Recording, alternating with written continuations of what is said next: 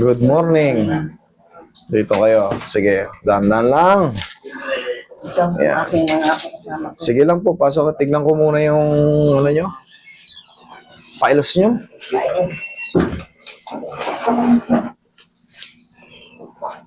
Okay. Kellgren Lawrence grading of radiographic osteoarthritis.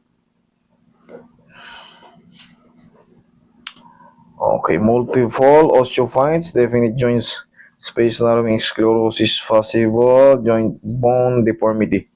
Okay, grade 4, large osteophytes, marked joint space narrowing, severe sclerosis. Okay, osteoarthritis. Yung ganito, ibig sabihin yan, sira-sira na yung mga joint nyo sa tuhod. Sige. Okay, reseta na yan. Degenerative osteoarthritis both knees with left side unchanged from prior exam. Ayan, oh. Ma'am, itong tuhod niya, kita niyo naman. Kita dyan, par? Tignan mo yung tuhod niya. Sobrang dikit na, wala nang space, left and right. Ano na po ito eh, kumbaga, oo, matatanggal ko yung pain nito. Mapapakanadaman nyo. Ang ganda ng tuhod ko ngayon. Ayos parang luwag. Pero po ito, hindi na maipapangako na hindi babalik ang pain. Bakit? Wala na siyang space. Anytime, pag nakatapa kayo ng kunyari, inayos ko ngayon. Anytime, pag nakatapa kayo ng parang alanganin or humakbang kayo ng parang alanganin, kunyari, bumaba kayo sa bahay nyo, may hagdan. Nag-alangan ng konti. Very easy to broke siya. Wala na siyang defense sa'yo.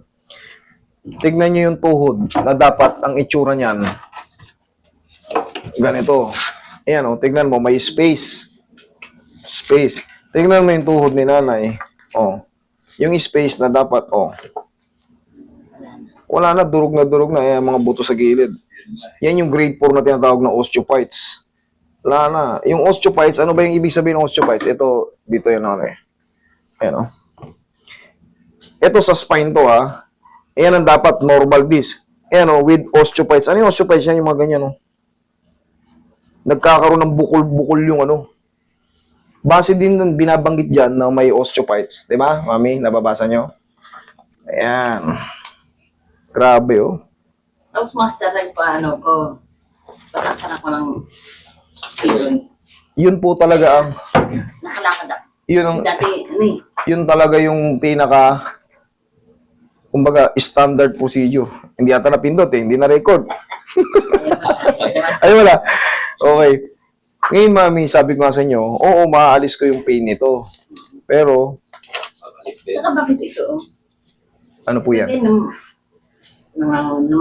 makirot din to, hanggang dito. Ayan, ayusin natin yan. Pero yung sa tuhod nyo nga, Sa balakang ko. Ayan. Makatayo, hindi ako makatayo na. Maghugas ako ng pinggan, nakatuho ko. Ganoon. alam nyo, mami, Niluluto ako. ganito yan, mami. Saglit lang. Alam nyo bakit? Kasi sira yung tuhod nyo, sa kada lakad nyo gigewang-gewang kayo, tapos, syempre, hindi naman makakila na mabigat kayo. Yung mga joint natin, nagsasuffer siya. Malamang ganyan din yun. Syempre, gaganong-ganong kayo, Ganyan. yung kasunod na joint, katagalan sasakit po yan, which is yung balakangan. Ngayon, syempre, kikirot-kirot yan. Syempre, ang tagal yung, sabi natin, tatayo kayo matagal, nag-ano kayo, nagluluto. Sasakit yan. Dahil mabigat kayo. Kung kakayanin nyo magpagaan, maayos yan. Kumbaga, syempre, pag magaan kayo, mas masarap kumilos pag magaan. Pero pag mabigat kayo, tapos sira ang pinakapangilalim, parang yung juggernaut na gaganong-ganon, uulit lang siya, mami. Kung kaya nyo pang mag-diet, I'm sorry to say, pero medyo may kabigatan kayo. Okay? Hindi lang ako makain sa gabi ng kanin. Maano din ba yung kamote? Hindi nakakapagpataba yun. Ang nakakapagtaba, yung hindi kayo nagpapapawis. Oo nga, diet kayo ng diet. Nagle-less kayo ng kain. Pero hindi kayo napapawisan. Hindi kayo nakakapag-workout. Ang kailangan yan, magbilad kayo sa umaga. Hindi man kayo makapag-workout, hindi naman po ibig sabihin ng sinabing workout yung may binubuhat, may mga nagtatakbo-takbo, hindi. Magbilad kayo sa araw, mag-jacket kayo, Pabalik-balik lang kayo kahit mabagal. Walking lang, mapapawisan na kayo nun. Yan, gagaan kayo niyan. Tapos lemon water. Para mabaklas to. Lemon water. Gagawin ko juice yung lemon. Oo, lemon water. Pakuluan nyo yung lemon. Pakuluan nyo isang lemon, pakuluan nyo yan. Yan ang gagawin yung pinakakape. Baklas yan, gagaan kayo. Yan, may osteoarthritis din to, mami, oh. Arthritis tong sakit nyo, eh. Tsaka yan nga, grade 4 na. Ibig sabihin yung iba, meron na rin yan dyan.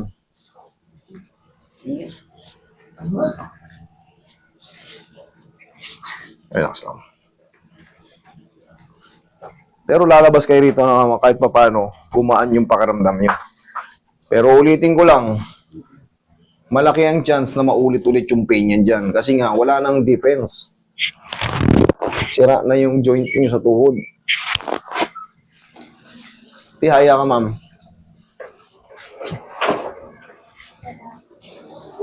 Tapos, siyempre, yung bigat, lalo siyang napipirat. Pero lemon water, malaking tulong yun para gumaan kayo.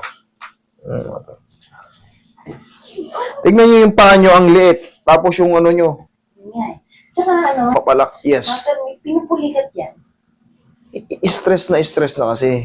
Hindi, yung muscle, tumutulong siya para masuportahan yung, di ba, masakit yung tuhod nyo. Yung mga muscle nyo, tumutulong yan, yung nakapalibot. Tutulong yan. Ngayon, syempre, katagalan, pag hindi yan nai-stretch or namamassage, pupulikatin yan. Pag napagod na yung ang tigas, oh. Pero yan, para mawala yung pulikat yan, kahit pa paano, massage nyo. Sa araw-araw na paglalakad nyo, sa araw-araw na lilip, kunyari, nandito kayo sa kwarto, punta kayo sa kusina, punta kayo sa labas, balik kayo sa ano pa.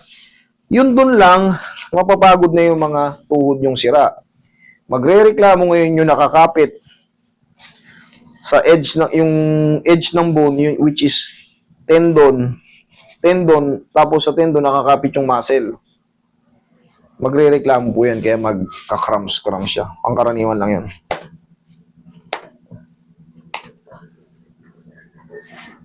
Kellgren Lawrence ang tawag dito. Base ron sa ano mo, grade 4 na yung ano mo.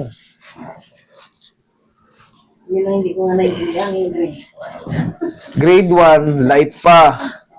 Maliliit pala yung ano. Ito, grade 4 na. Sir, stage. Yun, stage 4. Ganon din yun, mas malala. Yun pong ibig sabihin nun. Nakita nyo naman nakalagay grade eh. Di ba? Grade 1, grade 2, grade 3, grade 4. Eh sa inyo, nasa grade 4 kayo with osteophytes. Osteoarthritis grade 4. Pero ito, alagaan nyo lang to ng haplos, mami. Wala eh, nagpapaw din ako eh. Alagaan nyo lang to ng haplos. Para kahit pa paano.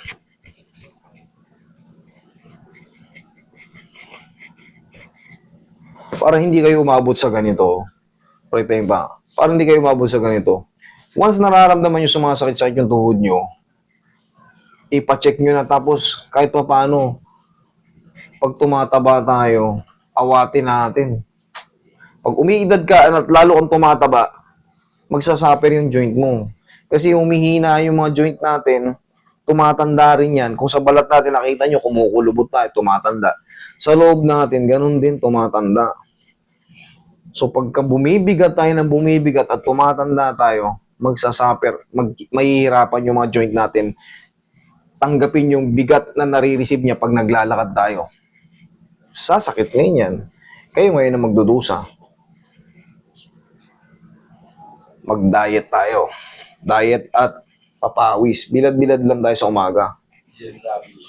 Yun ang pinaka-the best. Magbilad-bilad kayo.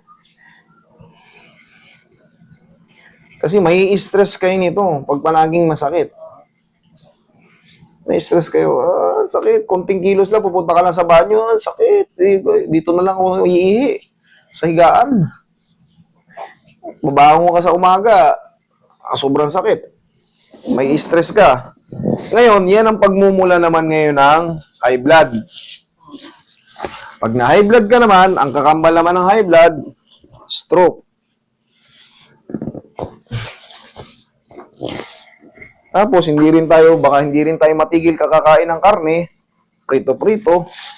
Wala tayong pinipili, adobo, kada linggo, halos 3 beses. Wala tayong awat-awat sa ganyan. Huwag na tayo mag-expect. Chicharon, wala tayo. Kain din ng kain. Ganun din. Malakas sa kanin. Cucumber ang papakin nyo, mami. Cucumber, sausaw nyo sa suka o kaya sausaw nyo sa honey. Yan lang madalas yung kainin. Di baling met-maya kayo kumakain basta prutas. Prutas, gulay, prutas, gulay. Tapos lemon. Pakuluan nyo yung lemon. Baklas yan. 3 buwan, magaan kayo. Yun, gawin juice. Tapos, syempre, maasim yun eh. Umili kayo ng honey. Yun ang ipangalo nyo. Titik nyo yun, para nyo yung kape ah. Tapos, huwag kayo mag-almusal. Baklas yan mga yan. Niwala kayo sa akin. Tapos, ang gagawin yung merienda, cucumber. Cucumber. Mahirap man, pero sa una lang, mahirap talaga sumunod sa sa diet. Napakahirap kasi katulad yan, pag nakita mo kasing kumakain yung mga kapatid mo, anak mo, asawa mo, ang ulam nila, crispy pata. Magwawala ka pag di ka binigyan. Konti lang! Hindi, nagda-diet ka ma. Itatapon ko yan. Magwawala ka. Siyempre, maglalaway ka eh. Tapos naririnig mo yung lugtong ng chicharon, yung balat. Ewan ko lang. Mahirap, maraming tuksong pagkain eh. Sila, ulam nila, adobong baboy. Ikaw, paulamin ka ng nilagang kangkong lang. Hindi ka mabayag.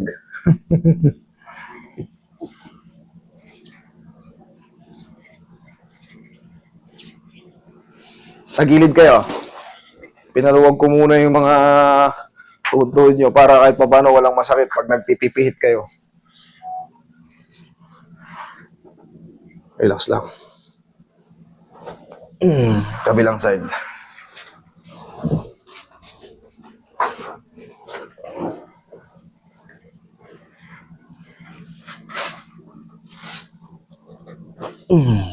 Tapa.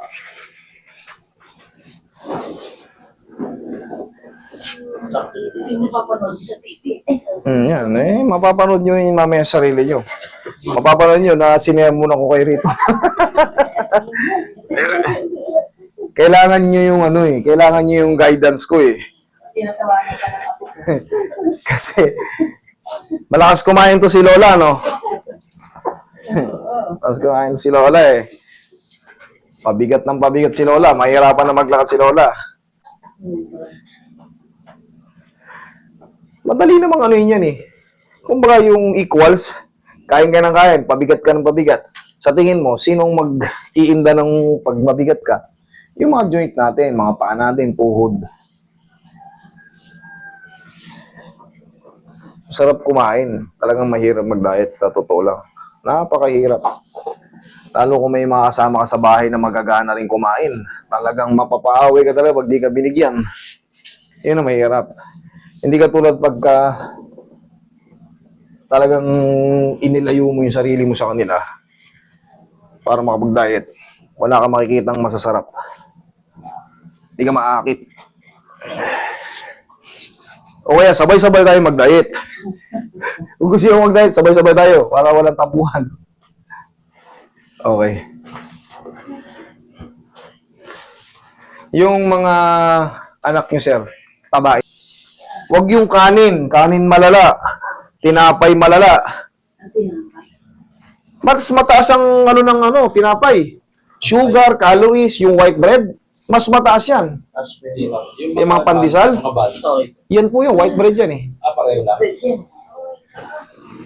Mas, mas akala nyo, hindi na ako nagkakanin eh. Pero ang total niyan, total calories yan, mas matindi. Yung carbohydrates yan, calories and carbohydrates. Dalawang kamay po sa dyan. Lagi sa tiyan yung kamay. Kumpara sa kanin. Kasi ang daming flavor yan. Lard, yeast, harina, sugar, gatas.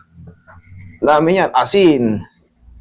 Lime flavor yan, kaya mas mataas ang ano yan. Pero yung wheat bread, wheat, hindi white, mas ano yun. Okay, inhale. Exhale.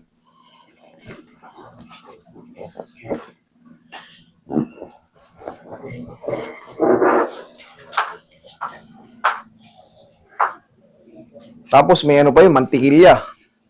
Inaano pa yun.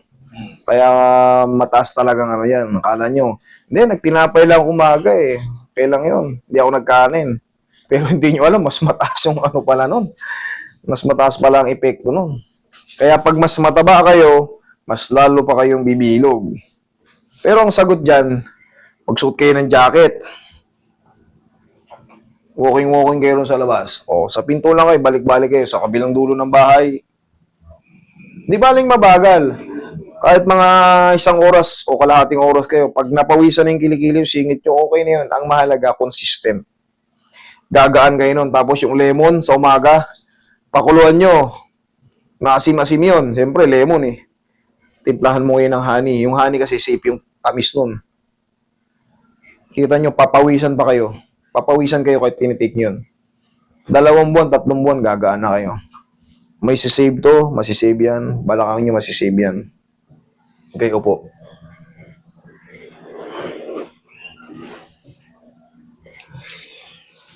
Pwede naman kayong kumain ng masasarap, pero kahit papaano, limitahan. Limitahan. Hindi yung gagawin ginagawa nyong routine ngayon. Wala lang, sumasabay lang kayo sa pagkain nila. Hindi po pwede. Tumatanda kayo eh. Sisira yung joint nyo, magre-reklamo yan.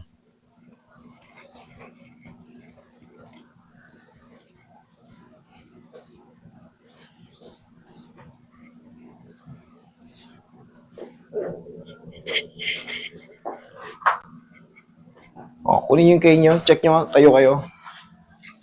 Tignan nyo kung anong mas maganda. Yung kanina, yung ngayon, check nyo rin yung balakang nyo ha. Check nyo kung anong mas maganda. Kung gumaan ba siya or lalo kayo nasaktan sa karate ko. O yan, wala kayong cane. O sige. Nakakalakad kayo. Wala yon.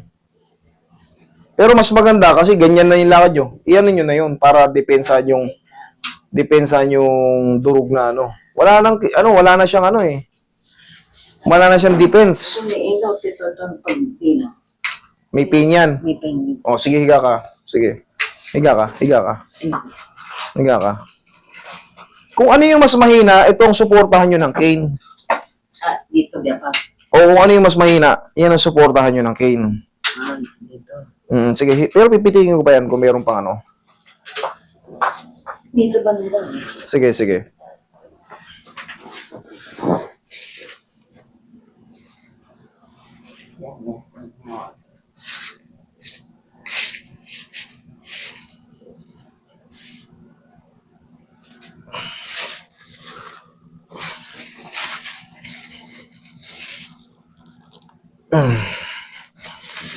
Tingin pa, Roy.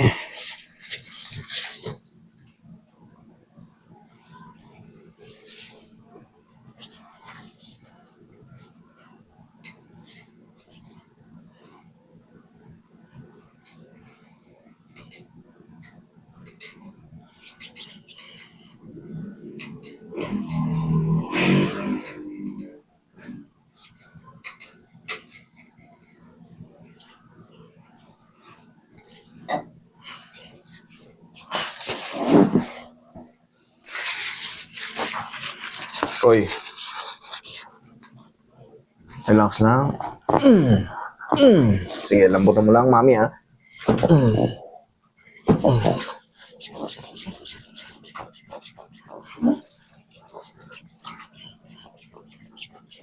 Okay, testing. Huwag kayong tatayo ng pagganyan. Tagilid kayo. Para hindi pwersado yung balakang. Yan. Yun, very good. Okay, madulas to. Tapos, ang support ng cane sa pinakamahina. Sige, lakad kayo. Ano mas maganda? Yan, dyan ang support ng cane. Okay na? Okay, thank you. Mami, kailangan talaga.